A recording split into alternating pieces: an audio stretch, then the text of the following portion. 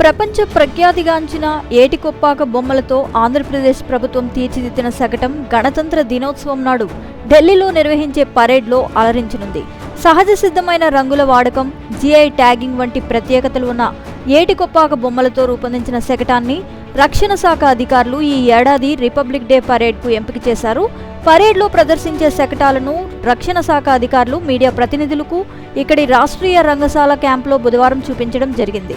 ఏటికొప్పాక బొమ్మలు పర్యావరణ రహిత చెక్క బొమ్మలు నేపథ్యంతో ఏపీ ప్రభుత్వం రూపొందించిన శకటం ప్రత్యేక ఆకర్షణగా అయితే నిలిచింది.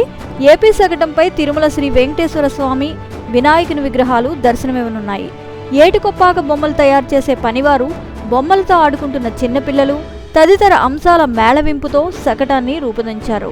గతంలో మన్ కీ బాత్లో ప్రధాని మోదీ ఏటికొప్పాక బొమ్మల ప్రాధాన్యం గురించి ప్రస్తావించిన విషయం మనకు తెలిసిందే.